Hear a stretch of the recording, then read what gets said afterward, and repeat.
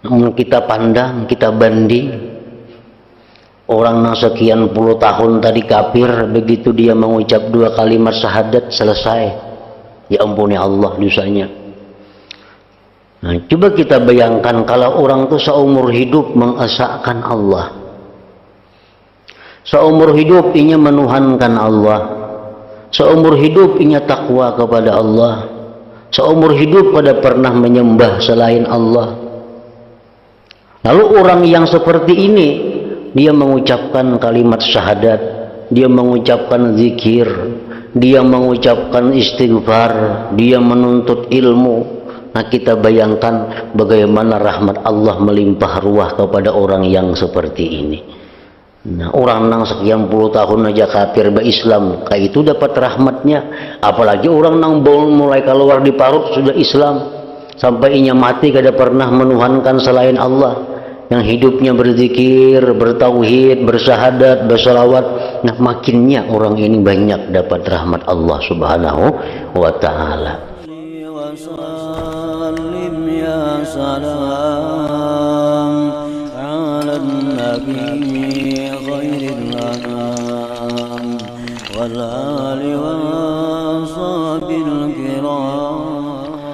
Bismillahirrahmanirrahim. Alhamdulillahirabbil alamin. Wassalatu wassalamu ala asyrafil anbiya wal mursalin sayyidina Muhammadin wa ala alihi wa sahbihi ajma'in. Adapun mengingat pekerjaan Allah dari sisi raja, maka engkau boleh berbicara tentang rahmat Allah yang sangat luas. Tidak apa-apa. Siapakah orang yang dapat mengetahui sifat rahmat dan puncak rahmat Allah? Karena Allah adalah zat yang memberikan leburnya dosa selama 70 tahun dengan iman sesaat. Dalam bab yang terdahulu, Imam Ghazali menjelaskan tentang hal-hal yang membuat kita takut kepada tindakan Allah, yang mana dikisahkan orang-orang yang ratusan tahun bahkan ribuan tahun beribadah kepada Allah hanya karena berbuat satu kesalahan, maka seluruh kebaikannya dihapus oleh Allah. Seperti Bal'am bin Ba'ura dan lain-lainnya, yang mereka adalah sepanjang hidup berbakti kepada Allah, tetapi hanya karena satu kesalahan mereka dihapus oleh Allah. Mereka dimasukkan orang-orang yang celaka. Nah, itu adalah contoh-contoh tentang perbuatan Allah kepada hambanya yang membuat kita takut kepada Allah. Nah, kemudian sesudah itu di sini kita mengingat tentang perbuatan Allah dari sisi harapan. Kita boleh berbicara mengingat bagaimana luasnya rahmat Allah itu. Karena rahmat Allah itu sangat luas dan tidak dapat diketahui puncaknya rahmat Allah. Allah Ta'ala berfirman, "Qul lilladzina kafaru iyantahu yughfar lahum ma qad salaf." Artinya, katakanlah wahai Rasul kepada orang kafir, jika mereka mau menghentikan kekafiran mereka, maka diampuni dosa-dosa mereka yang telah lewat. Nah, ini satu contoh tentang rahmat Allah yang luas. Orang yang sepanjang umurnya menyembah berhala, sepanjang umurnya menyekutukan Allah, melakukan perzinahan, melakukan pembunuhan, melakukan perampokan, melakukan judi secukupnya, kafir lagi. Allah berfirman kepada Nabi kita, katakan kepada mereka itu, jika mereka mau berislam, seluruh dosa-dosanya dihapus oleh Allah. Seluruh dosa-dosanya dihapus oleh Allah. Al-Islam yajubbu ma qablah. Islam itu memutus sesuatu yang sebelumnya. Nah, jadi orang kafir itu kayak apa aja yang maksiat lawan Allah. Begitu si kafir mengucap asyhadu an la ilaha illallah wa asyhadu anna muhammadar rasulullah, maka seluruh dosanya jadi hapus, kada ada lagi. Hanya dengan modal mengucap dua kalimat syahadat tetapi dari keyakinan hatinya. Nah, ini menunjukkan betapa rahmat Allah yang sangat luas.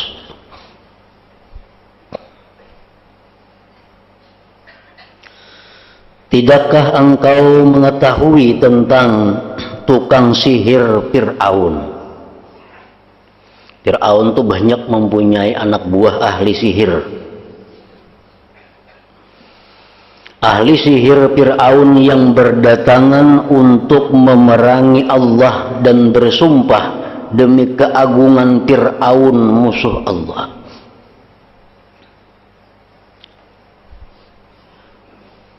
Berpuluh-puluh tahun tukang sihir ini jadi orang kafir, penyembah Fir'aun. Berpuluh-puluh tahun tukang sihir ini memusuhi Allah, memusuhi Nabi Musa. Tekad mereka tidak berjalan lama.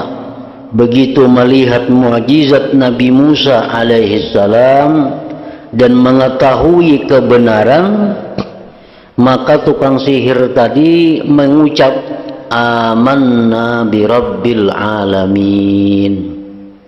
Kami beriman kepada zat yang menguasai seluruh alam.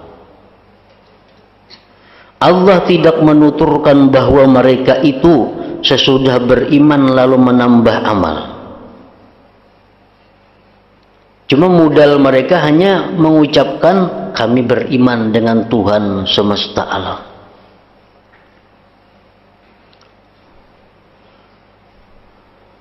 Coba renungkan berapa kali Allah mengulangi kisah tukang sihir Fir'aun dalam bentuk pujian pada kitab Allah yang mulia. Dalam Quran itu banyak kisah-kisah diulang-ulang Tuhan, kisah tukang sihir Fir'aun. Berapa saja dosa-dosa besar dan dosa-dosa kecil mereka, ada kehitungan lagi, diampuni Allah lantaran iman sekejap. Mereka hanya mengucap amanna bi rabbil alamin, yang timbul ucapan itu dari kebenaran hati mereka. Bagaimana Allah menerima ucapan mereka dan memberikan semua dosa yang telah mereka perbuat. Bagaimana pula mereka dijadikan pemimpin-pemimpin para syuhada di surga selamanya.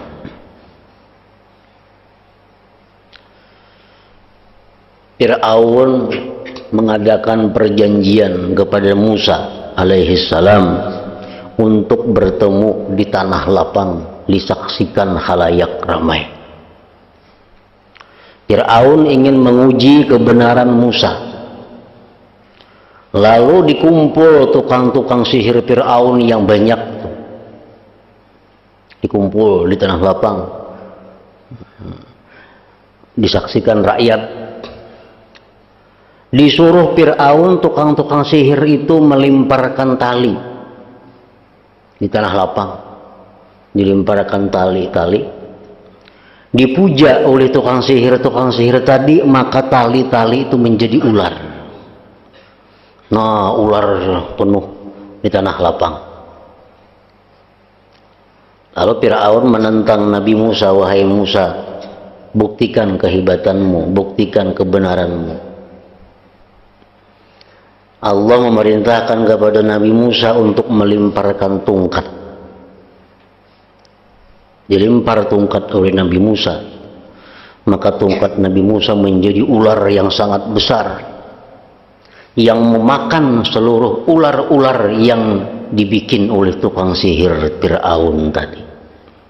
Habis ular-ular ulahan Fir'aun itu, sihir-sihir itu habis dimakannya.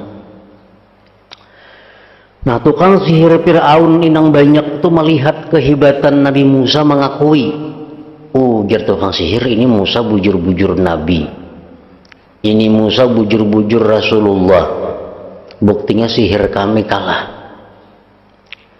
Lalu tukang sihir ini mengucapkan kepada Nabi Musa, menyerah, amanna bi rabbil alamin, wahai Musa, kami beriman dengan Tuhan semesta alam. Ucapan mereka itu timbul dari hati, mengakui bahwa Musa memang benar. Padahal tukang-tukang sihir ini puluhan tahun jadi hamba Fir'aun, menuhankan Fir'aun, berbuat sihir lagi. Tapi karena mereka itu hanya mengucapkan sesaat, kami beriman dengan Tuhan semesta alam, seluruh dosa-dosanya diampuni oleh Allah. Dosa kafirnya, dosa sihirnya diampuni Allah.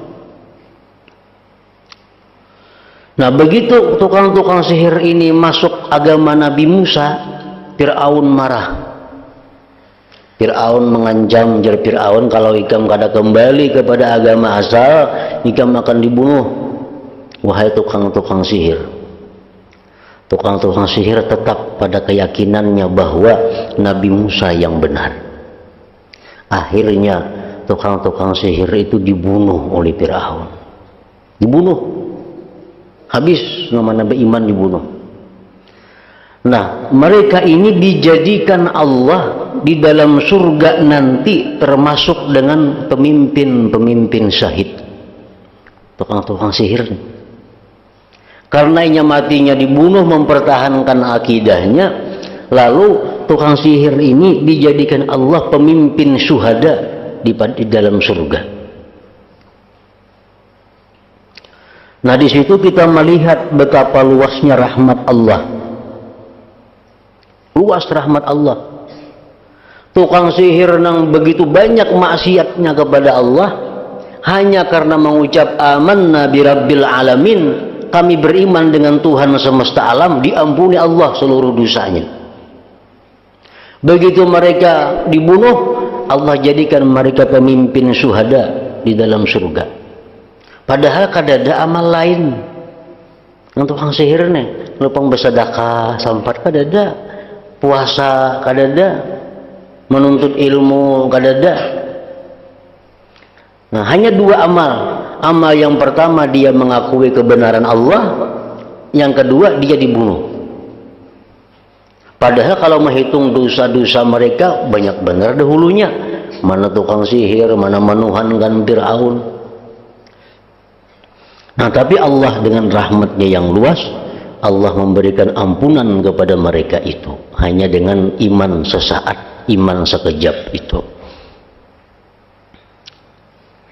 Nah, ini adalah keadaan orang yang ma'rifat kepada Allah dan mengesahkannya hanya sesaat.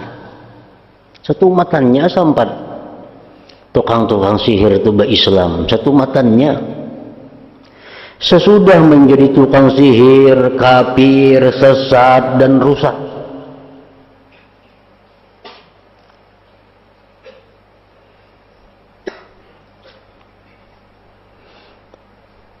Nah, lalu bagaimana keadaan orang yang menghabiskan umurnya untuk mengesahkan Tuhannya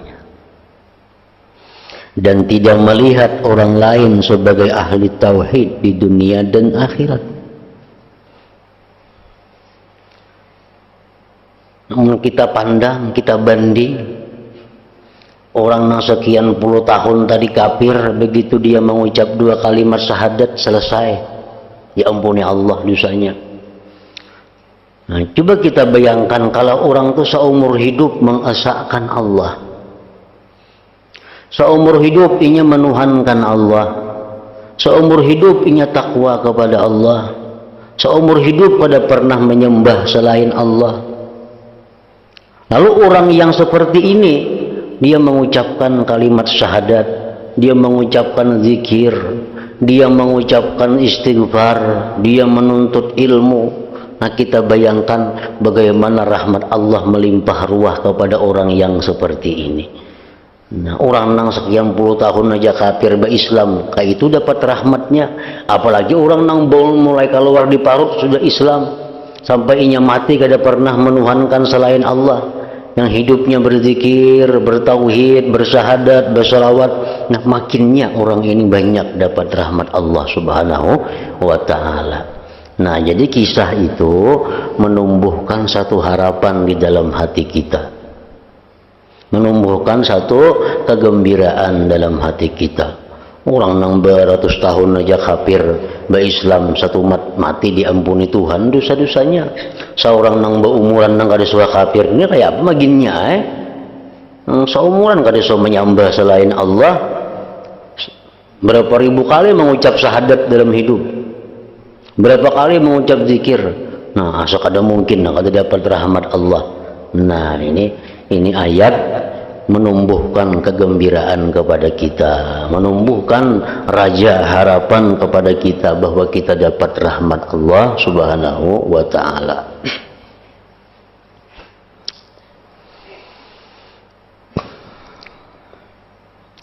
Tidakkah engkau tahu mengenai Ashabul Kahfi? Ashabul Kahfi dan kekafiran mereka sepanjang hidupnya. Ashabul Kahfi, di Quran ada surat Kahfi menceritakan tentang Ashabul Kahfi. Itu orang kafir dahulunya. Ketika mereka berdiri lalu berkata, Tuhan kami adalah Tuhan langit dan bumi, kami tidak akan menyembah selain Dia sebagai Tuhan. Mereka bersandar kepada Allah. Bagaimana Allah menerima pernyataan mereka dan memberikan anugerah yang besar, lalu Allah memuliakan mereka Ashabul Kahfi itu. Allah Ta'ala telah berfirman, wa nuqallibuhum zatal yamin wa zatal shimal.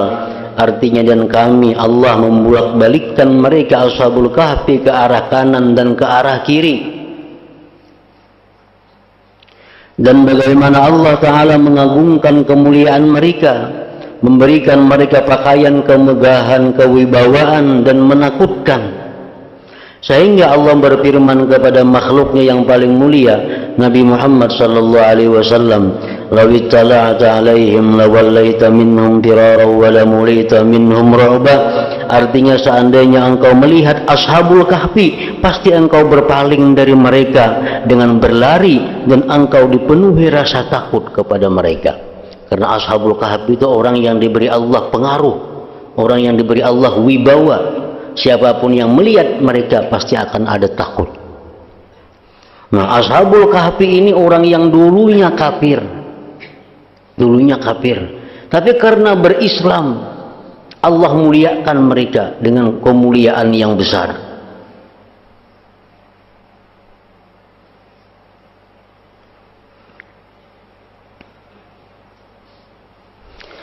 Bahkan bagaimana Allah memuliakan anjing yang mengikuti mereka. Jangankan Ashabul Kahfinya, anjing yang mengiringi mereka pun ikut dimuliakan Allah. Hingga Allah menuturkan anjing itu beberapa kali dalam kitabnya Al-Quran yang mulia. Kemudian Allah menjadikan anjing itu bersama mereka, dilindungi di dunia dan dimasukkannya ke dalam surga di akhirat dengan mulia. Kenapa? Karena itu anjing semata-mata hanya menjaga, anjing itu hanya membantu, mengiringi orang yang disayangi oleh Allah. Anjing tuh mairingi, membantu lawan orang disayangi Allah, ya tuh dimuliakan Allah si anjing itu. Apalagi manusia yang membantu orang yang disayangi Allah, manusia yang mengikuti mairingi orang yang disayangi Allah, maginnya anjing aja yang mairingi Ashabul Kahfi umpat jadi mulia. Yang tersebut ini adalah anugerah Allah kepada anjing yang hanya berjalan beberapa langkah bersama orang yang ma'rifat kepada Allah, mengesahkan Allah pada hari-hari yang bisa dihitung, tanpa berbakti dan tanpa beribadah kepada Allah. Pada Ashabul Kahfi itu kada terdengar sembahyang, kada terdengar mereka beribadah. Ibadah mereka hanya adalah berislam. Sesudah berislam, mereka dikepung oleh orang kafir, mereka bersembunyi dalam gua, diiringi oleh anjing, mereka ditidurkan Allah ratusan tahun dalam gua itu. Diberi Allah kemuliaan, pemeliharaan. Nah, padahal Ashabul Kahfi ini orang yang dulunya kafir, tapi karena berislam diberi Allah kemuliaan. Ashabul Kahfi itu bertujuh orangnya, 7 orang, anjingnya seekong, jadi 8. Maksalmina, Tamliha, Martunis, Ninus, Zunuanis, Sariulis, Palistatiunis, Kitmir. 8 orang lawan anjingnya. Nah, Ashabul Kahfi ini orang nang kafir asalnya. Jelas 8 lah. Maksalmina, Tamliha, Martunis, Ninus, Zunuanis, Sariulis, Palistatiunis. Yang ke-8 anjingnya ngarannya Kitmir. Itu ngaran-ngaran Ashabul Kahfi. Maksalmina nomor 1. Maksalmina urutannya ada jadi masalah lain. Maksalmina, Tamliha, Martunis, Ninus, Zunuanis, Sariulis, Palistatiunis. Anjingnya Kitmir. Ini orang-orang kafir, karena mereka diberi hidayah oleh Allah, mereka berislam. Nah, sudah berislam, mereka dikepung oleh orang kafir, bersembunyi di guha. Nah, dimuliakan Allah, sampai-sampai anjingnya pun dimuliakan Allah, dimasukkan ke surga di hari kiamat kaina.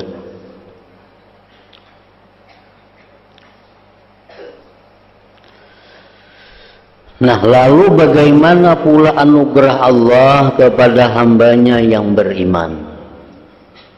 Apalagi orang yang beriman, yang berbakti kepada Allah, mengesahkannya dan menyembahnya selama 70 tahun umpamanya. Dan bagaimana anugerahnya andai kata hamba mukmin tersebut hidup selama 70.000 tahun, tentu ia bermaksud menghamba kepada Allah.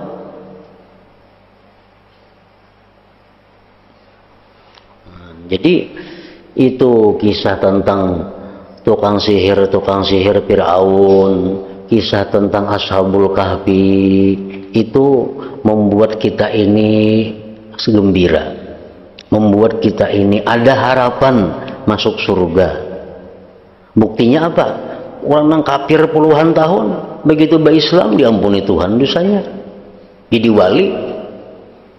Seorang yang mulai dalam parut Islam ini pulang maginnya, artinya ada suami menyembah berhala, ada suami menyembah patung, maginnya rahmat Allah banyak lawan kita. Nah, itu adalah memberi harapan ngarannya. Jadi ini untuk menyimbangkan hati kita, menyeimbangkan hati kita. Bila kita baca kisah tentang Bal'am, kita takut. Bal'am orang yang puluhan ratusan tahun mengabdi kepada Allah, diberi Allah karamat macam-macam, tapi hanya satu kesalahan, Bal'am jadi kafir. Kita takutkan kisah itu. Kita beribadah seapa ada dibanding Bal'am kada paparakan ibadah kita, ilmu kita kada dipaparakan dibanding Bal'am. Artinya sangat mungkin kita ini jadi dicabut Allah satu saat. Buktinya yang lebih hebat pada kita ada yang dicabut. Nah, itu membuat takut kita kepada Allah, membuat takutan. Tapi mau kita mendengar kisah Ashabul Kahfi, mendengar kisah tukang-tukang sihir Fir'aun, itu membuat kita nyaman. Nah, hendaknya hati kita berbulak-balik antara itu. Kadang-kadang kita ingat Bal'am, kadang-kadang kita ingat Ashabul Kahfi. Nah, kesemuanya itu intinya adalah supaya kita lurus, supaya kita terus-menerus beribadah kepada Allah. Bila di hati kita timbul rasa nyaman, di hati kita timbul asa ke surga sudah mati, bila di hati kita ini timbul rasa husnul khatimah mati, ingatakan kisah Bal'am. Nah, ingatakan, jangan nak merasa ke surga ikam ini tuh Bal'am tuh mana lawan ikam amalnya, mana lawan ikam ibadahnya, ilmunya. Karena rakanya mati, ikam nangka ini ilmu maulah ke surga kada tangginnya tipis harapan. Nah, sudah hati kita ini takutan luar biasa, sudah hampir kepada putus asa, ingatakan pulang Ashabul Kahfi. Ya, tapi ada Ashabul Kahfi tuh nya kafir berumuran, begitu Islam satu umat dimuliakan Allah jadi ahli surga. Nah, nyaman pulang hati kita. Nah, jadi Tuhan menyuruh hati kita antara dua itu, jangan sebuting aja diikuti, pulang balik itu.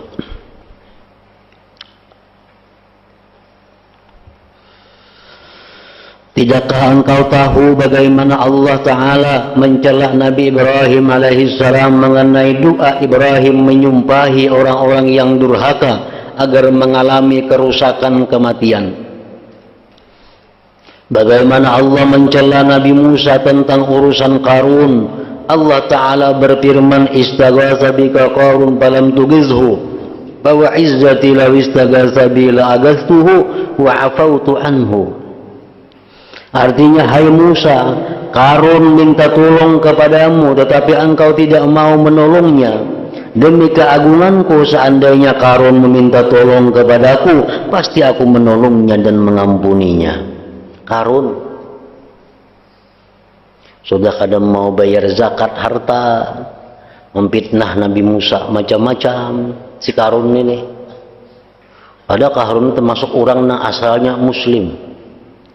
Qarun ini kada orang lawan Nabi Musa, sepupu lawan Nabi Musa. Qarun diberi Allah suara yang indah, Qarun diberi Allah Taurat sehingga pandai membaca kitab Allah. Tapi karena Qarun ini diberi Allah harta yang berlimpah ruah, akhirnya sesat. Kada mau bayar zakat, kada mau sosial, Qarun hanya pamer kekayaan. Lalu memfitnah Nabi Musa, akhirnya Qarun ditenggelamkan Allah, Qarun ditelan bumi. Nah, sampai Qarun sudah ingat pinggang ditelannya bumi, Qarun minta tolong kepada Musa, wahai Musa tolong aku, wahai Musa ampuni aku.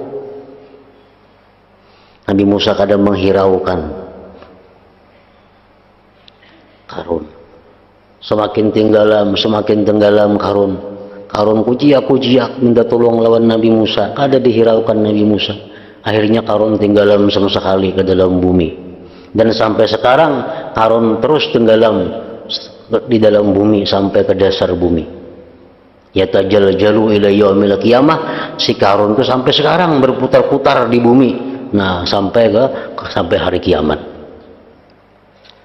Allah berfirman kepada Nabi Musa, ujar Tuhan, wahai Musa, itu Qarun minta tolong lawan ikam kada menolong. Jika Qarun minta tolong lawan aku tolong ya Tuhan. Makanya ya Allah, tolong hamba, tolong aku. Ditolong Tuhan Qarun itu. Cuma Qarun minta tolong lawan Nabi Musa. Nah, lalu kata ditolong. Makanya Qarun minta ampun kepada Allah, Qarun minta tolong kepada Allah, ditolong Allah kalau jadi tenggelam ke dalam bumi. Nah, itu bagaimana luasnya rahmat Allah.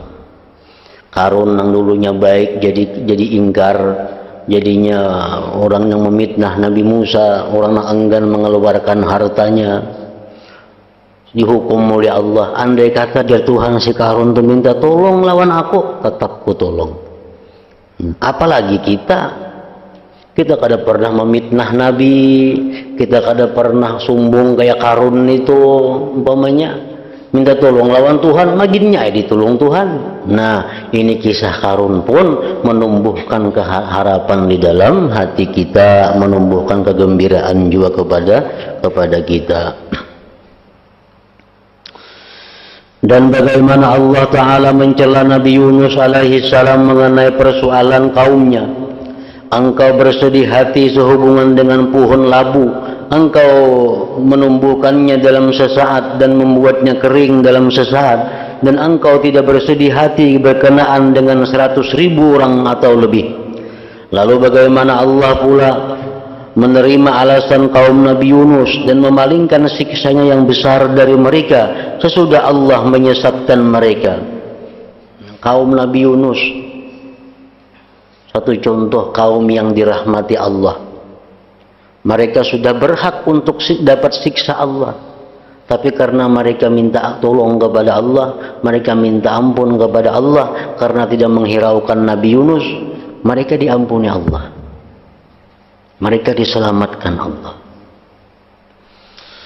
Kemudian bagaimana Allah mencela pemimpin para Rasul Muhammad sallallahu alaihi wasallam dalam sebuah hadis yang diriwayatkan bahwa beliau Rasulullah sallallahu alaihi wasallam masuk Masjidil Haram dari pintu Bani Syaibah, lalu melihat orang-orang pada tertawa, maka bertanyalah beliau kepada mereka, kenapa kalian tertawa?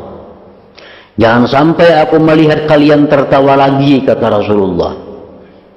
Setelah berada di dekat Hajarul Aswad, Rasulullah kembali dan bersabda, aku didatangi Jibril dan berkata, hai Muhammad, Allah Ta'ala berfirman kepadamu, lima tuqannitu ibadi min rahmati, nabbi ibadi anni anal ghafurur rahim.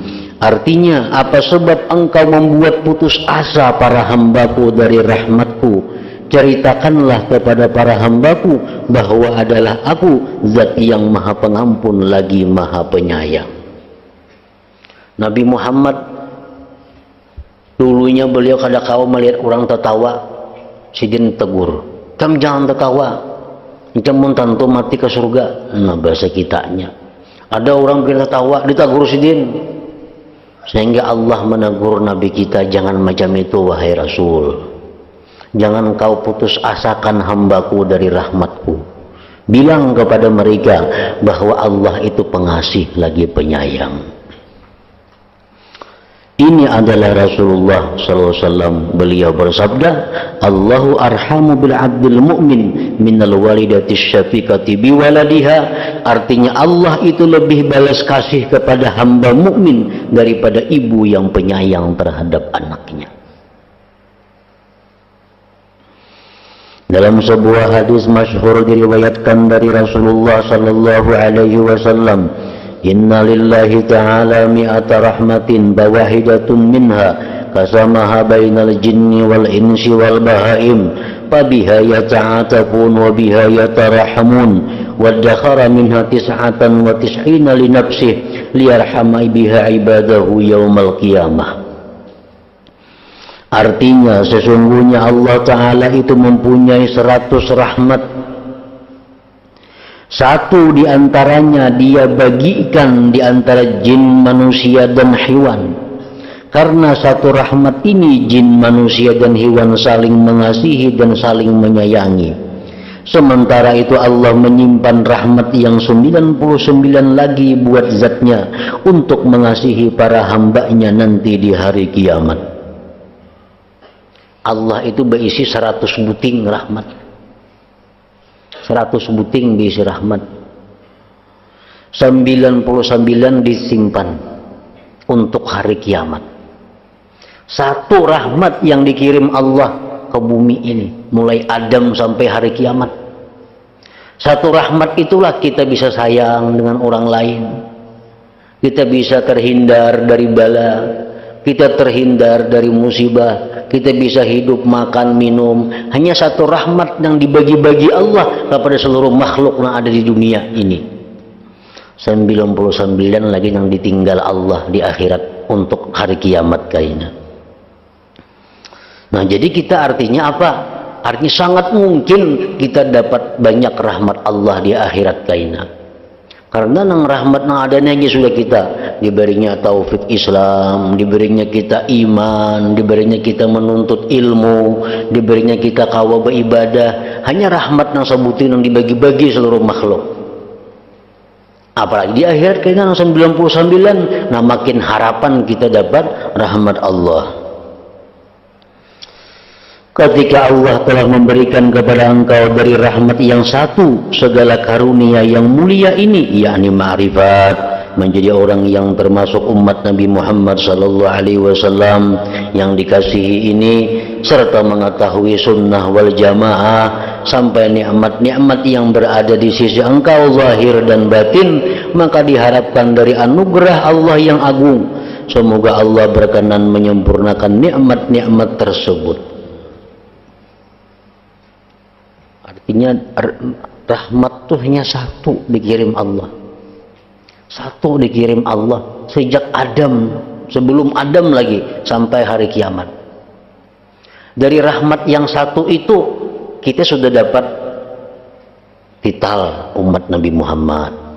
Dari rahmat yang satu itu kita sudah dapat Islam, dapat iman, dapat beribadah, dapat menuntut ilmu, dapat kesehatan, dapat kesenangan dalam dunia ini. Hanya dari rahmat yang satu yang dibagi-bagi kepada seluruhnya.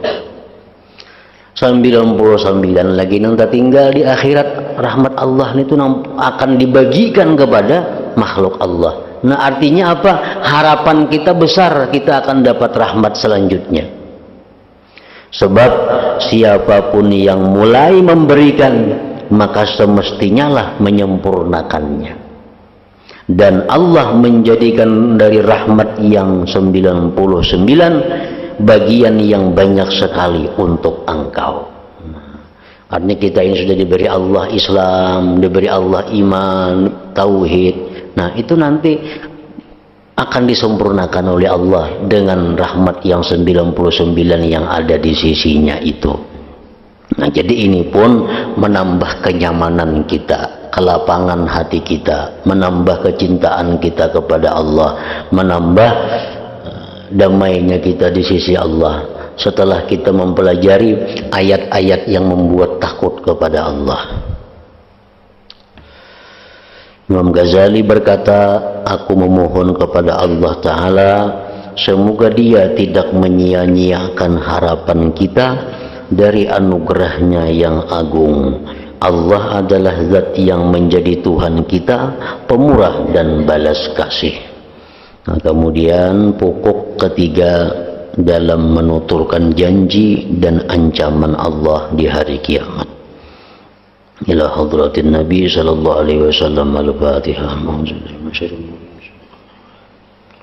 Ar-Rahmanir Rahim. Maliki yaumiddin.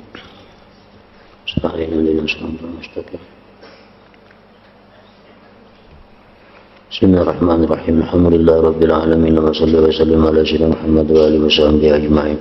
Allahumma ighfir lana ma akhta'na wa ma ta'ammadna wa ma asrarna wa ma a'lanna wa ma asrafna wa ma anta a'lam bihi minna, antal muqaddim wa antal muakhir, la ilaha illa anta. Allahumma anfa'na bima 'allamtana wa 'allimna ma yanfa'una wa zidna fahman wa ilman wa 'amalan wa hudan wa tawfiqan bi rahmatika ya arhamar rahimin.